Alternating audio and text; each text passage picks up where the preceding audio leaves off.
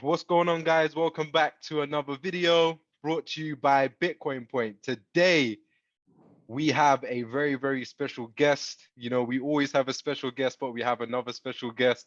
Areiel, there you go. Areiel, Hello. how are you doing? Doing great. How about you?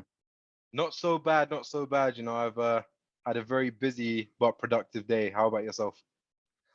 It's not over yet. I'm It's going not to get over back yet. to it after our call today. Right, sure. Yeah. So first of all, you know, you could start by introducing yourself, you know, talk about your experience, etc., etc.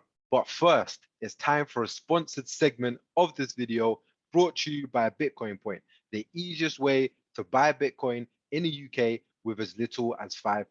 By default, you also get an online wallet to store and send Bitcoin, but you can also add an existing Bitcoin wallet as well. Register in under 3 minutes and link your bank account for an instant payment to buy Bitcoin at the cheapest rate from 0.2% only. You can also set up recurring purchases by sending weekly or monthly transfers from your UK bank account. Bitcoin Point also allows its users to send Bitcoin on the Lightning Network for faster, cheaper, and more secure transactions with my code podcast1, which you can check in the description below. You'll get £5 of free Bitcoin after your first transaction. So don't wait, check Bitcoin Point or download the Bitcoin Point app and use my code now. Sure. My name is Areiel Wolanow. I run a small consulting firm called FinServe Experts. Nice. We design and implement business models based on emerging technology, primarily blockchain and machine learning. Right. I've been working in the blockchain space since about 2014. Right. Okay. That's a long time. We've have delivered a number of enterprise blockchain solutions into production, including the blockchain trade settlement prototype for Lloyd's of London, the design for Deutsche Telekom's blockchain as a service platform, and the trade finance letter of credit origination solution for HSBC and Bank of America. Wow. Wow, wow, wow. Some really big names there. And then how did you find out about Bitcoin? And also, how did you find out about blockchain? Well, obviously the answers are related. Right. I first found out about Bitcoin, I think, like a lot of people, from the Gawker article on 2011 about the Silk Road. Okay, yeah. And so, like a lot of people, when I read that, I was gobsmacked that you could just connect to a dark website and buy drugs or illegal pornography or assassination contracts, or many of these sensational things that one could theoretically get there. And I think, like a lot of people, I went and got a laptop that I wasn't using anymore. Went to an internet cafe, connected, set up Tor, and went and saw if it was true. Right. And to my astonishment, it was, and it was astounding. But very early on, after thinking about it, I realized that this technology had a lot of potential.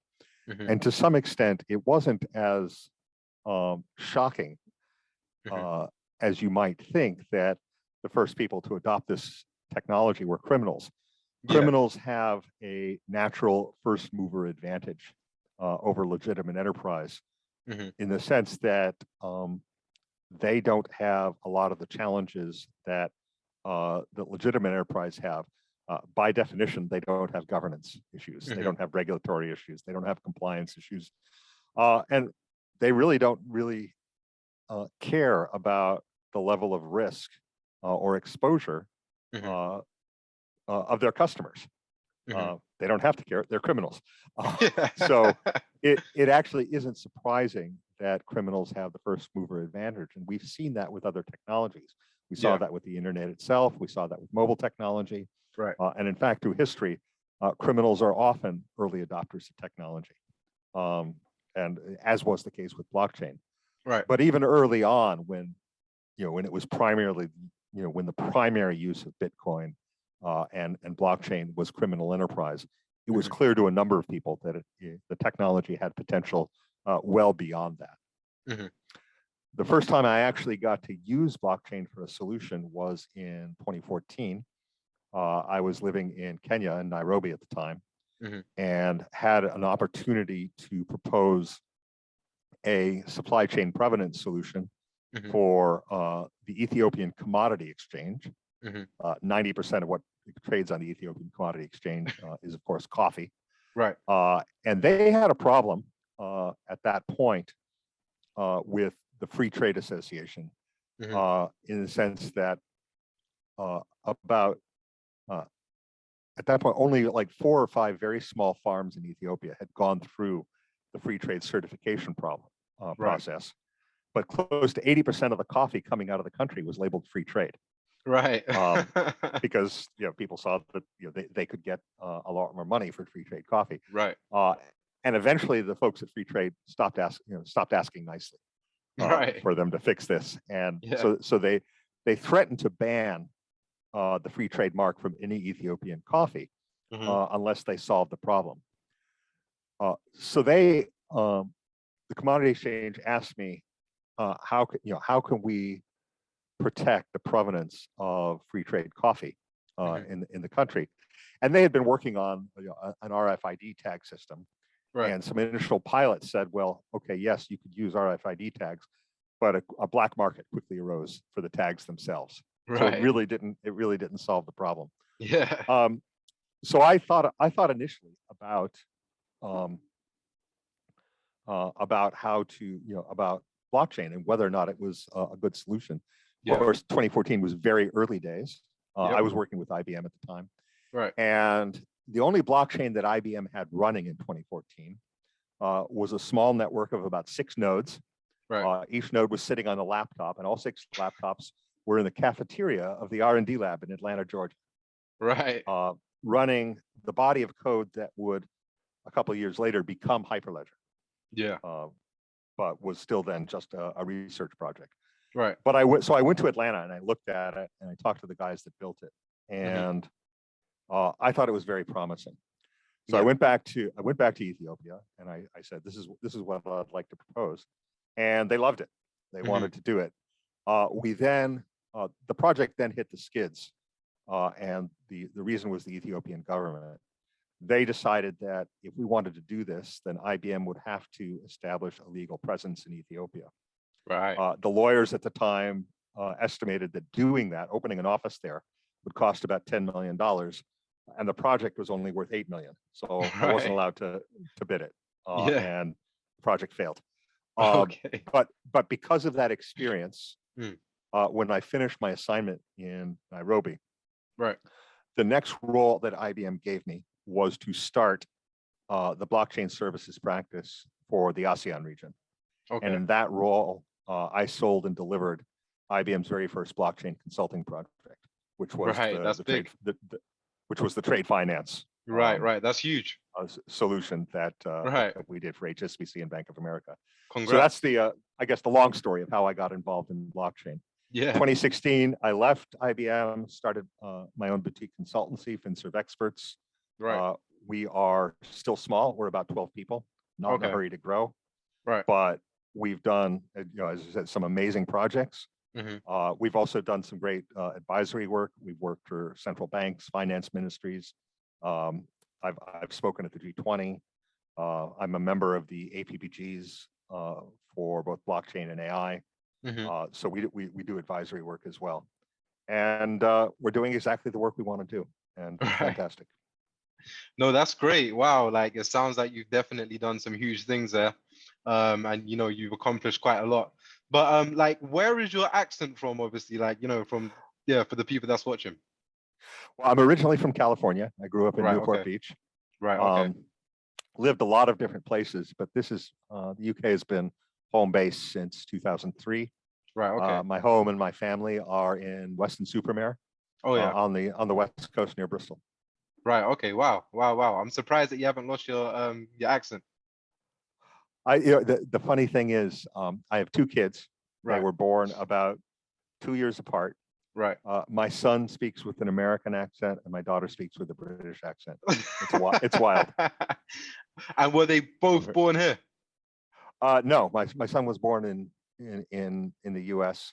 Right. Okay. But he left before he was 1. Moved to Singapore, lived there for a couple of years. My daughter was born here. Right. Okay. but there's only 2 years between them, and their accents are completely different. It's crazy how that goes, right? Yeah. And then obviously, you know, like you said that you've actually advised a lot of companies and government bodies, etc., about blockchain. I see that you've also advised the UK Parliament on blockchain and financial inclusion. What was the reactions? So blockchain has what they call an all-party parliamentary group, which is really a panel of experts that meets about every other month. Okay. It's been going for about 2 years now. It's Yep. put together by a think tank called Big Innovation Center that runs it on behalf of Parliament. And they hold a series of evidence sessions on different topics, you know, blockchain and supply chain, blockchain and healthcare, blockchain financial services, and so forth, on a different topics. And they bring in a group of experts to give testimony to the audience, which are parliamentarians, as well as interested members of the public. So this has been going on for about 2 years. Wow. Some of the sessions are fantastic, some are less so. But it's nice to see that you know, there's at least a subset of lawmakers in Parliament that are, you know, that are interested in the topic.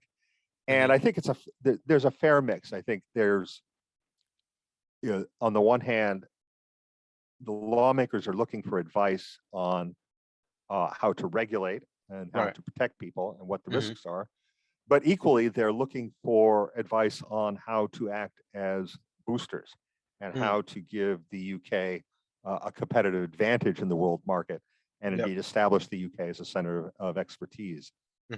It's actually a very, you know, I'm going to do something very strange, and I'm going to compliment the government. But it's actually very, very forward-thinking approach. Whether or not it ultimately has you know, any impact on the floor of the Commons, well, you know, only time will tell. But at least there's an interest in a subset of parliamentarians to listen and to take advice from industry, NGOs, academia, etc.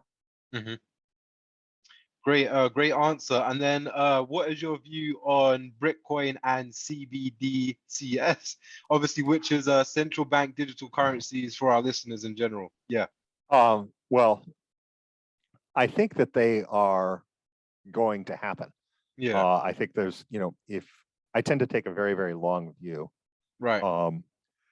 Digital currency is the latest attempt to solve a problem that's about 12,000 years old, and really started emerging when society moved from nomadic to agrarian basis.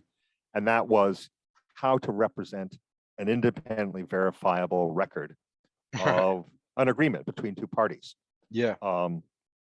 And so if you look at the evolution of commerce from barter to specie, meaning coin, from specie to paper, from paper to card, and now from card to a purely digital form.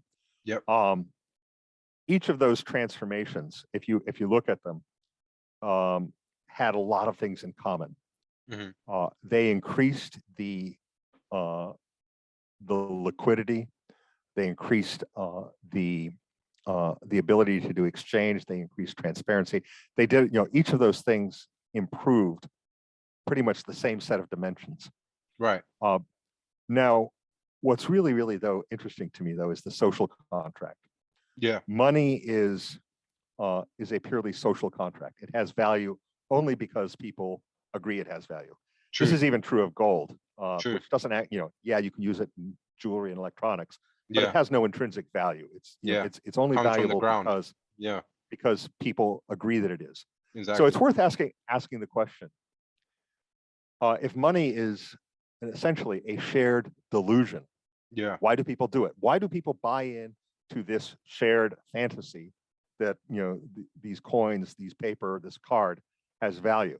They do it because of the benefits that buying into that shared delusion. It has a huge amount of benefit to use money as a medium of exchange, the unit of account, et cetera, all the things that money does. It is so much more efficient, so much safer than carrying raw commodities around. That everybody, it is so beneficial to buy into the fantasy that pretty much everybody does. But the fantasy of money, the shared delusion that it has value, only works if two things are true. Yep. That is that the supply of money is known. Yep. And the rate of growth is predictable. So how do you guarantee those things? Well, when gold was being drawn out of the ground, you knew where the gold was, what the supplies roughly were, and how much gold could be mined in a year. Yeah. And when you had a gold rush, when somebody would discover a new supply of gold, you always saw a round of inflation because supply wasn't known. Right. When they moved to paper, from coin to paper, the supply and the rate of growth were dependent upon perception of the reliability of the government that issued the money. Now, people are willing to give governments a certain amount of leeway to print money and solve their way out of problems, because they understand there's a benefit to doing that. Debtors understand that inflation helps them. People want to see governments, helping natural disasters, defending the country, et cetera. So there's a little bit of grace to play with the predictability of the money supply. But the moment a government stops behaving according to those two principles, supply of money is known, rate of growth is predictable, money loses value with astonishing rapidity. If you look through history at the value of the continental dollar during the American Revolution, the Confederate dollar during the American Civil War, Weimar Germany in the 1930s, more modernly, Venezuela or Zimbabwe.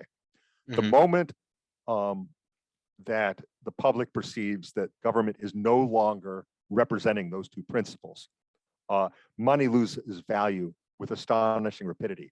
It's easy to think about money being devalued so fast now when information is exchanged electronically. But if you look at, say, during the American Civil War, the Confederate dollar lost 80% of its value in a year with no electronics to support. That's an amazingly fast devaluation. Yeah, so for sure. When a government stops abiding by those two principles, word gets out fast, and money becomes worthless. So the brilliant thing that the inventors of Bitcoin did is to say, we are not going to base the supply on a country's fiscal policy. We're going to base it on an algorithm so that nobody can mess with it. Right.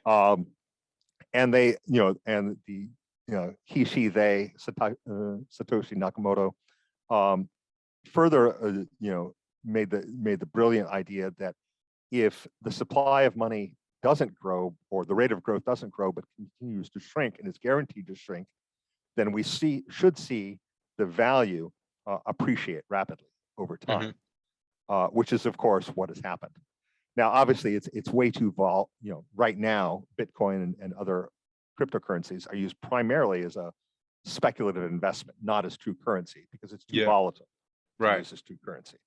But the basic idea of enforcing the social contract of money through an algorithm rather than through a government is compelling to many, many people.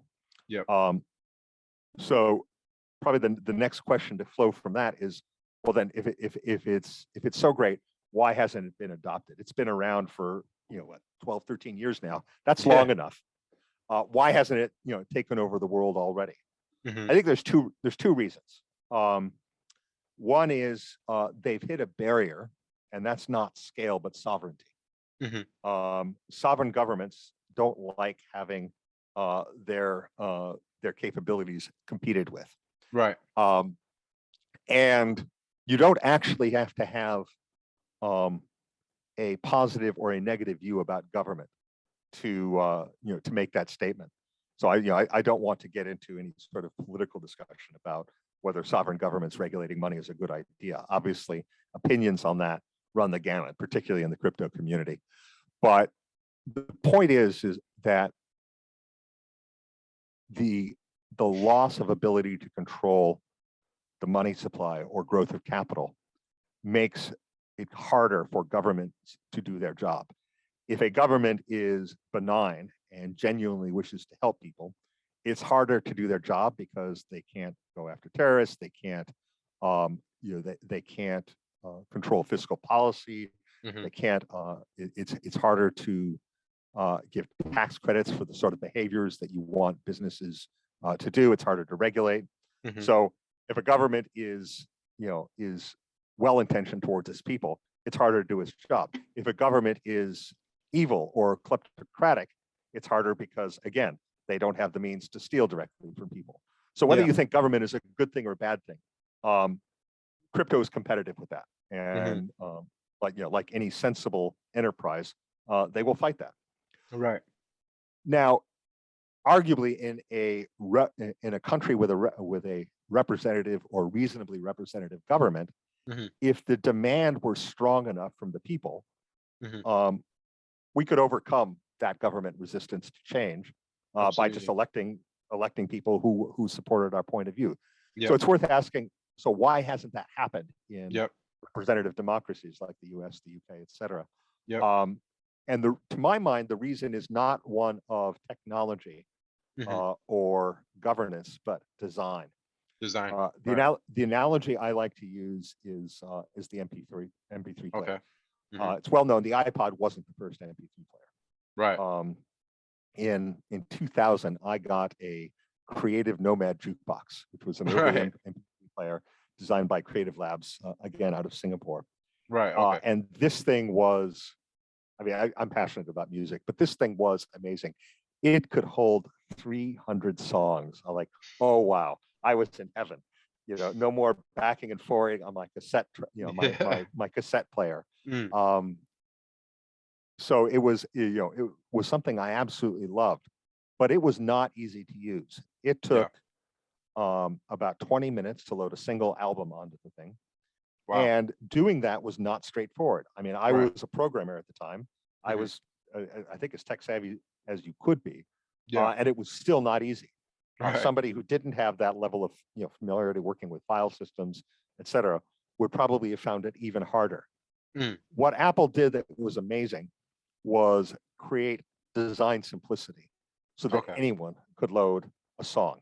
Yeah. So think about how and then the iPod led to the iPhone, Yeah. but if you think about the difference, Mhm. and then you apply that to Bitcoin. Yeah. Bitcoin is not easy to use. If Yeah. you want to get to the point where you are trading or trying to use crypto as money, you have to learn about public keys, private keys, encryptions, hashes, Yeah. hardware, software, paper wallets, Yeah. cold storage. There's a huge adoption barrier in terms of what you need to understand Yeah. to be able to do that. Right. To my mind, the main reason crypto hasn't taken over at least in representative democracies, is that they haven't had that iPod moment, the design Right. excellence. There was a brief window of opportunity where somebody had come up with something that had the potential to be that iPod moment. Right. And that was Libra, or at least the 1.0 version of Libra that Facebook tried to launch.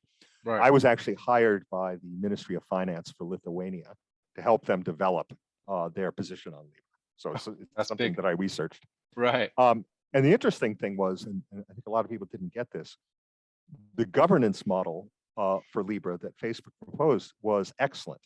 They Mhm. understood that no one company could be or should be in charge of it, and they actually did a really good job of creating an independent governance model, one that would have truly operated independently of any one enterprise, done a better job indeed than Bitcoin of preventing any sort of monopolization.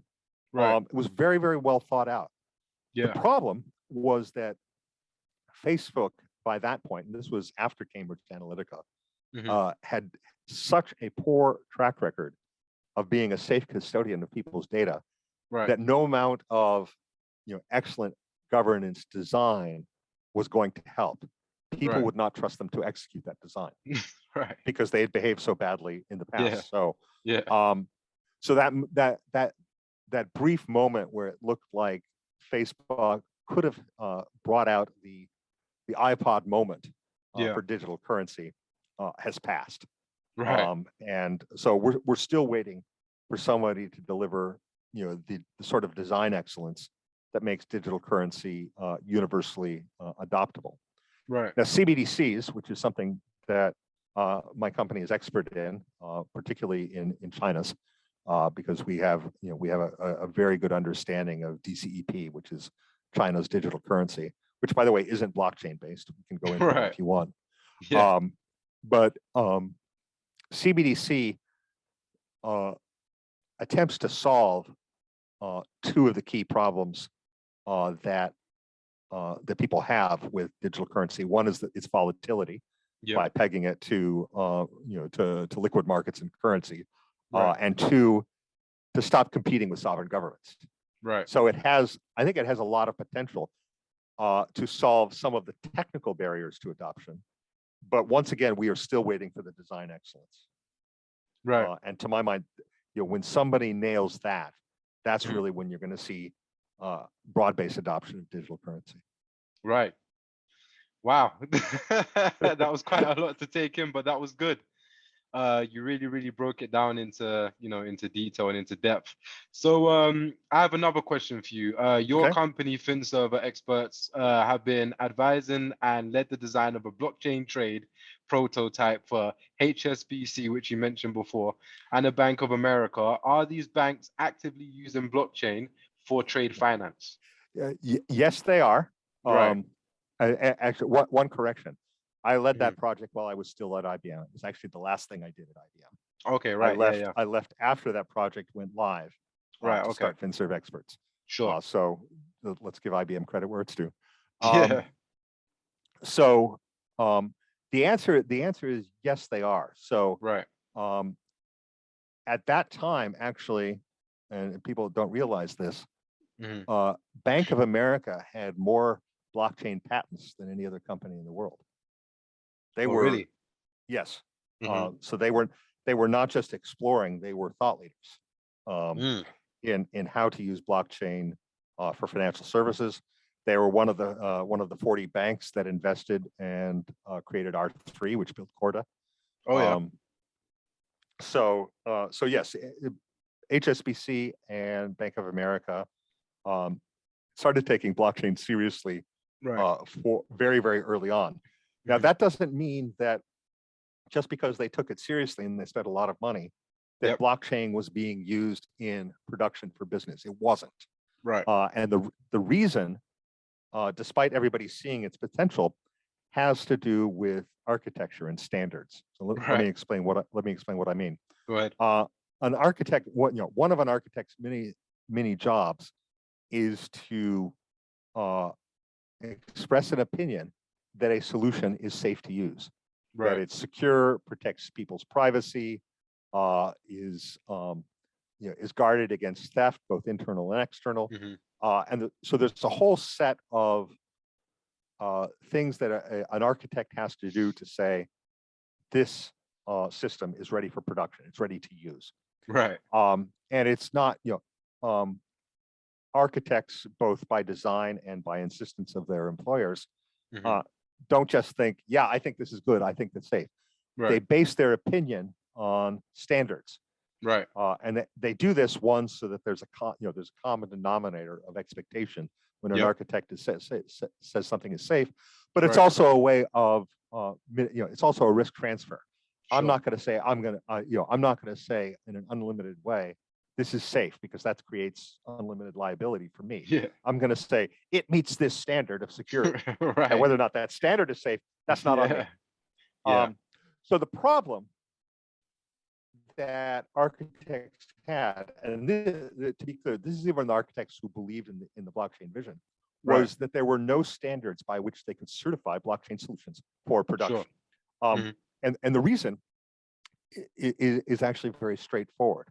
Yeah. Most standards for financial services around protecting data are that data never leaves outside the firewall, outside the premises of the bank. You go into a bank, you cannot connect to Wi-Fi, you cannot use a USB stick. They take it seriously, as well they should. They're guarding other people's money. Yeah. when we built this solution, it was actually more secure than their existing trade finance solution. All the architects said so. However, how does an architect, who's following a set of standards and rules that says data never leaves the premises? How, as an architect, do you approve a solution, a blockchain solution, that by definition is going to take your entire book of business and put it physically in the data center of every one of your direct competitors? Right. That's what you're doing with blockchain. Yeah. And now it's encrypted. It's not saying that other people can see it.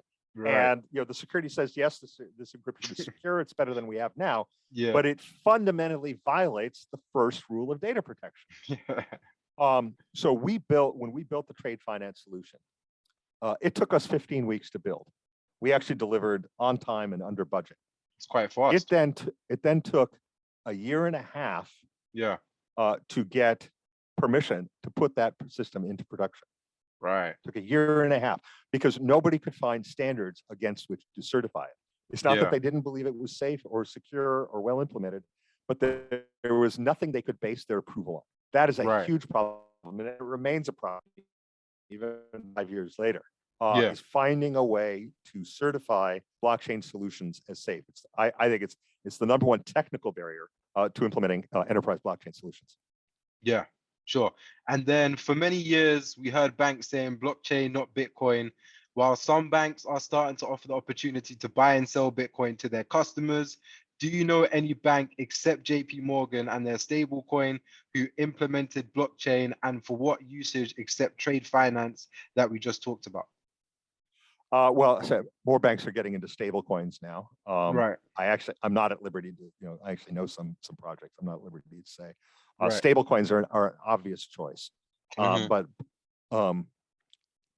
blockchains are also really, really good for financial markets. NASDAQ has invested heavily. I don't think they put it into production yet. Right. But what blockchain also does, and this is particularly true on the financial market side, right, is eliminate reconciliation. So this is the project that I did at Lloyd's of London. Now, Okay. Lloyd's obviously is it's a financial market. It's the world's oldest financial market. Yep. The only difference between Lloyd's and say NASDAQ Mhm. is what they sell on the trading floor. NASDAQ, they sell Right. equity, and Lloyd's, they sell insurance. But Okay. otherwise, it's the same thing. You're buying and Mhm. selling financial assets. Yep. Lloyd's is a market. It has 400 members, 400 firms that are licensed to trade on the floor. Right. And they have a set of business processes. So Mhm. Lloyd's, like I said, it's the oldest financial market. They've been around since 1688. Okay. Wow. And, That's a long time. and their business processes were codified in about 1830. They were digitized in the 1980s, but Right. by and large, the process itself didn't change. They were spending upwards of 130 million pounds a year just on a bureau that would settle trades Wow. and administrate claims. So that's how much it would cost to actually go through the 3-day settlement process for every trade that took place on the floor. Yeah. I and a small group of others were hired first to do a feasibility study and then to build a prototype to say, what if we replaced this bureau with a blockchain-based solution? So fundamentally, what you're saying is you are eliminating the need for reconciliation by saying all 400 members sign up to the same ledger. Right. So there is no reconciliation because everybody's working off the same common representation of an insurance policy. Yep.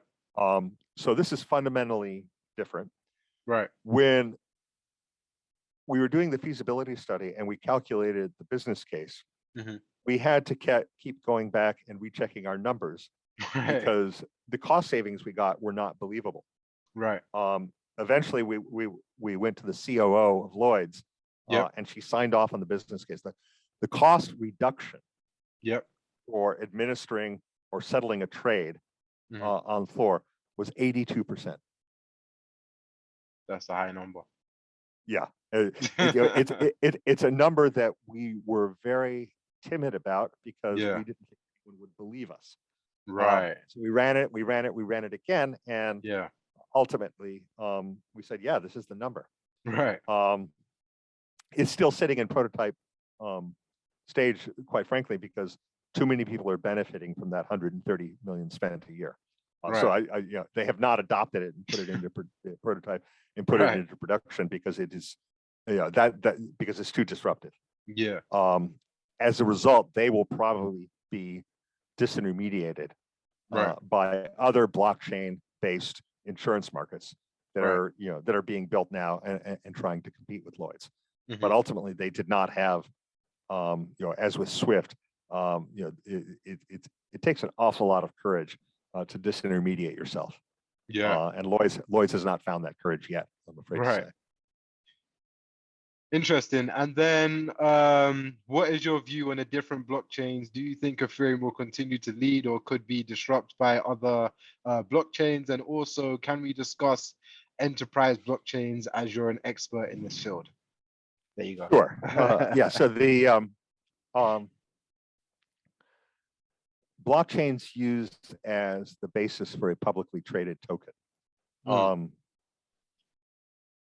I think there's, will Ethereum be disintermediated? There's a strong argument for it, and there's a strong argument against it. The argument for it is, is just the level of cost, not just the gas charges, which are bad enough, but the environmental cost, the fact that they're, despite several well-designed efforts to try and move away from proof of work, none of them have really gotten traction yet.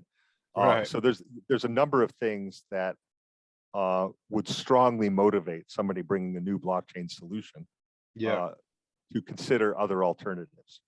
And in fact, a number of the firms I'm advising now are not using Ethereum because it's just the transaction costs blow their business case out of the water. Yeah, the gas fees. So that's the downside. On the other side, particularly with ERC20 tokens, it is so easy to create new tokens. Right. Actually, to some extent, you could almost say it's too easy because you don't really have to know what you're doing and you can still launch one. Right. But they've done such a good job on designing something that's easy to use and solutions that are easy to build. That makes it so. In one sense, there's a strong motivation to move beyond Ethereum, but there's also a strong motivation to use it because you can bring a solution to market so quickly. Right. I personally wouldn't take a bet on either side of that. Right. I don't know. Because you don't know, yeah. Yeah. With the enterprise blockchain space, now it's interesting because I see a lot of debates about, well, do you want a public or a permissioned blockchain? I think it's a very specious argument. It's not meaningful. Every solution that I've been a part of, nobody while designing it says, do we build a public or a private blockchain? They say, what's the governance model that we are trying to adopt here? And almost always it's modeled on an existing governance model. So Lloyd's, for example, well, they knew who the node owners were. They were the 400 firms who were members of Lloyd's. Right. So it didn't, and there were already rules for who could trade and who couldn't trade. Right. And if you're talking about, a cryptocurrency, well, it's anyone who would spend the currency on the things that you want to spend it on. So there's almost always an existing governance model that you're trying to model. And what you're trying to do is, find a more efficient way to follow those same patterns of trust and permission that already exist in whatever it is you're trying to do. Right. So in many cases, and this is primarily true if your trading network is known, if you know the people who are going to use your chain, it is easier to take a DLT protocol that you instantiate yourselves rather than a public chain that you stand up your own capabilities within. And the reason why is to ask, it's easier to answer all the questions of security, data privacy, et cetera, because you now have the mechanism by determining who has access to the chain. Anyone can access Ethereum. Anyone can access Bitcoin. But if you're talking about standing up an instance of Hyperledger, of Corda, of Indy, Stellar, et cetera, you can be setting this up yourself, saying this is ours. This is our Right. instantiation of it. Yeah. And you only get to play if you meet the governance rules, which Right. could be wide ranging or could be very restrictive, depending on what it is you're trying to do. Right. So I think that's one key reason you see a pretty sharp distinction between blockchains that are focused on enterprise solutions rather than crypto-focused blockchains. Ethereum somewhat blurs that line, but as I said, I think the adoption costs are so high that people focusing on Ethereum solutions steer away from it. There's another reason that people steer away from Ethereum for enterprise solutions, and it's that smart contracts aren't mature enough yet.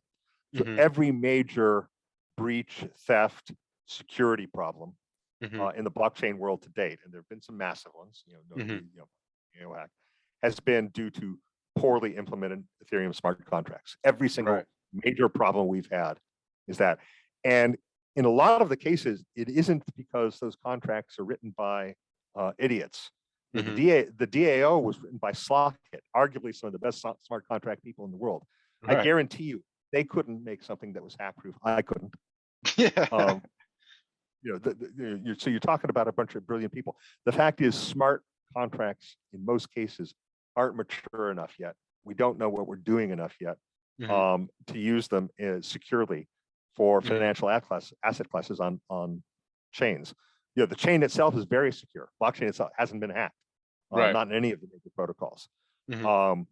So I make a sharp distinction between tokens on public blockchains, which by and large are safe, albeit many of them are stupid, but safe.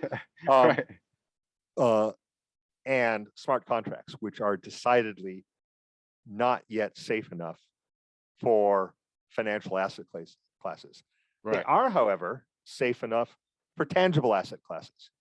Because if you have a problem with a tangible asset class, ultimately you don't have to ship the good if there's an issue. And the person who stole it from you on the chain, you can prevent them from taking possession of the physical asset. And if they want to sue you saying you never delivered the gold I stole, well, good luck with that. So obviously they've smart contracts have improved a lot since the DAO hack. But by and large, the other reason that you see a sharp distinction between enterprise and crypto blockchains is that there's not enough trust yet in the smart contracts on public blockchains. Right. Wow. Again, that was so much detail, and you went into such great depth. But yeah, that was wow. Yeah, that was a lot. I was following, but yeah, I love how you go into depth. Going into depth is better than not going into depth. Like you're really letting people understand it from all different angles, etc., etc., and you're really kind of getting into the fundamentals behind everything. So it's great. Go ahead. You're asking questions that it's easy to answer with a platitude, but if you want to understand. Sure. You have to understand what the answer is based on. Exactly. You have to understand the history. Yep, absolutely. So then obviously we're moving on to, kind of like the last question. So after Bitcoin becoming a legal tender in El Salvador, what is your view in terms of mass adoption for Bitcoin? And do you think more people will follow? Well, so there's three problems that you have to solve for mass adoption. We've talked about them all of them.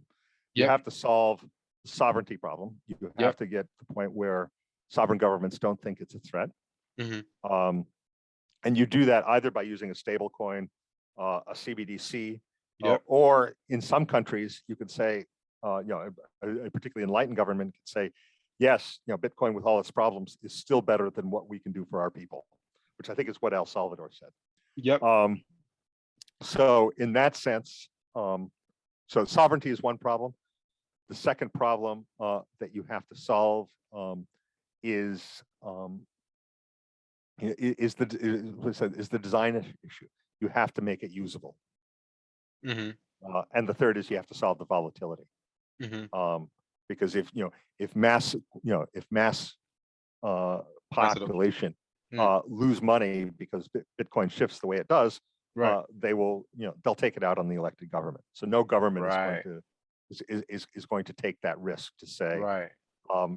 if Bitcoin loses, 50% of its value in a day, Yeah. they're going to lynch me.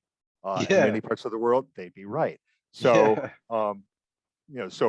yeah, sovereignty, design, and volatility. Those Mhm. are three problems you have to solve for Bitcoin or some other crypto to gain mass adoption. Right.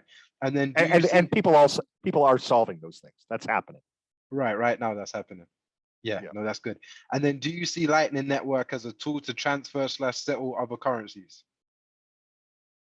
Well, yes, I do. I mean, Ripple was built, I don't know, 6-7 years ago now. Yeah. And it was built exactly to do that. Hmm. And it's not, and it's not the only one. So absolutely. Foreign remittance is one of the greatest injustices of the world, in the sense that around the world, when it comes to sending money overseas, the people who can afford the least pay the most. It's it's offensive, quite frankly. And it is probably one of the places where that stands the most in need of what Yeah. blockchain can bring. So no, I'm a big believer in the ability of blockchain Yeah. to make it possible. And I think living in a mature economy is very hard to come to grips with how much of a difference that can make. Yeah. The best example is the Philippines. Yep. Over 30% of the Philippine GDP is foreign remittance. It's Filipinos sending money home. 30% of the GDP comes from foreign remittance. Yeah, that's So a if we lot. can if we could solve this, we're talking about changing people's lives in a way that's really hard for us to get our heads around. Yeah. Right. Wow. Wow. Again, you're educating me on some stuff that I didn't even know about there. The stuff with the Philippines. Yeah. Wow. And then obviously, last but not least, is there anything else that you'd like to talk about? Maybe a few words about your company, a few words of advice, words of wisdom, and then on what platforms can our viewers find you as well? So we're a tiny company. There's Yep. only 12 of us. Right. We have some A-list clients, but we also work with startups. Hmm. We've built a blockchain solution for supply chain and e-commerce for seaweed, for sustainable farming in Indonesia. Right. We're here in the UK. We're working with an amazing fintech called Finexos Okay. that has come up with a solution for making evidence-based credit decisions Yep. without the need for a credit score. Right. So Okay. we're Wow. doing. So yeah, I'll plug us if you think that we could help you build your solution, bring it to market. That's what we do. We are not we're not an internet, we're not a technology startup. We're not a product company. We're a service company. Right. We build things for people Right. Okay. to help them meet their vision.